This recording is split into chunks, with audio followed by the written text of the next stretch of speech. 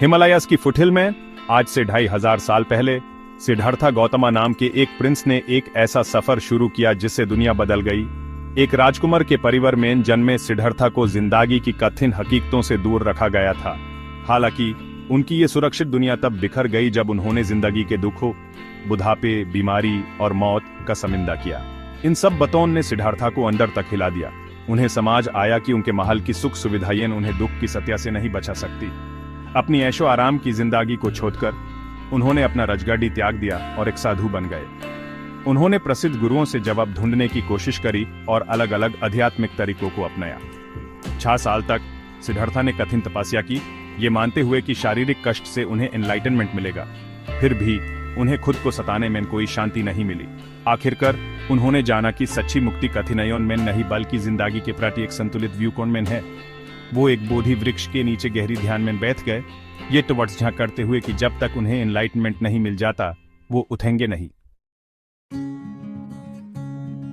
इसी महत्वपूर्ण ध्यान के दौरान बोधि वृक्ष के नीचे सिद्धार्था गौतमा को एनलाइटनमेंट प्राप्त हुआ और वो बूढ़ा यानी प्रबुद्ध बन गए।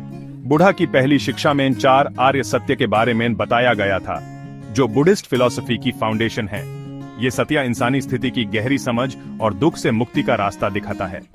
पहला आर्य सत्य कहता है कि दुख जिंदगी का एक अभिन्न हिस्सा है। शारीरिक पीड़ा से लेकर मानसिक कष्ट और अस्तित्वगत चिंता तक दुख अलग अलग रूप में प्रकट होता है। दूसरा आर्य सत्य दुख के मूल कारण को पहचानता है, वासना, मोह और आसक्ति, चीजों के प्रति अतृप्त इच्छा।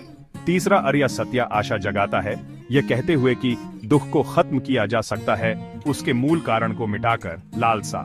चौथा आर्य सत्य दुख से मुक्ति के मार्ग पर प्रकाश डालता है, जिसे अष्टांगिक मार्ग के नाम से जाना जाता है।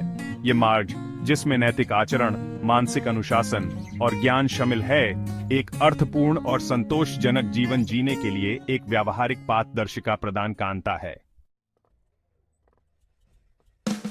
अष्टांगिक मार्ग, जिसे अक्सर 8 तिल्ली वाला एक पहिया के रूप में दर्शाया जाता है, एक रैखिक प्रगति नहीं बल्कि आपस में जुड़े सिद्धांतों का एक समूह है जिसे एक साथ अभ्यास करने के लिए बनाया गया है। यह मार्ग इंडिविजुअल्स को अधिक जागरूकता, नैतिक आचरण और मानसिक क्लियरता की ओर ले जाता है। मार्ग का पहला भाग सम्यक दृष्टि और सम्यक इंटेंशन पर केंद्रित है।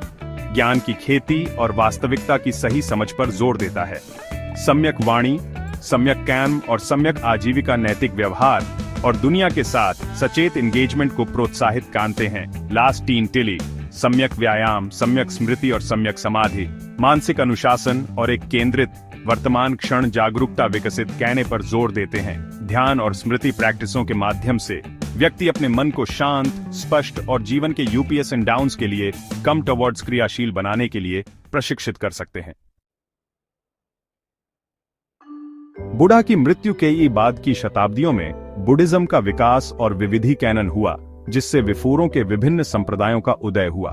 जबकि सभी बौद्ध परंपराएं 4 आर्य ट्रूथ्सों और अष्टांगिक मार्ग की मूल शिक्षाओं को साझा करती हैं, वे अपनी व्याख्याओं और प्रैक्टिसों में भिन्न हैं।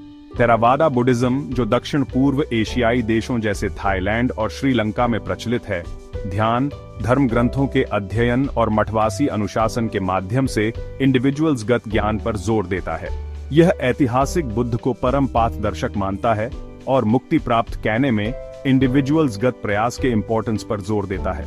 महायाना बुद्धिज्म, जो पूर्वी एशियाई देशों जैसे चीन, जापान और कोरिया में प्रमुख है, बोधिसत्व आदर्श पर जोर देता है, सभी प्राणियों के लाभ के लिए ज्ञान प्राप्त करने की आकांक्षा। यह धर्म ग्रंथों और प्रैक्टिसों की एक व्यापक श्रृंखला को स्वीकार करता है, जिसमें स्वर्गीय बुद्धाओं और बोधिसत्वों के प्रति भक्ति शामिल है। वज्रयाना बुद्धिज्म मुख्य मेनली से तिब्बत, नेपाल और भूटान में अभ्यास किया जाता है। ज्ञान के मार्ग को तेज करने के लिए गूढ़ प्रैक्टिसों और तांत्रिक अनुष्ठानों को शामिल करता है। यह विद्यार्थियों का पाथ दर्शन करने और गहन शिक्षाओं को प्रसारित करने में एक योग्य गुरु या शिक्षक की भूमिका पर जोर देता है।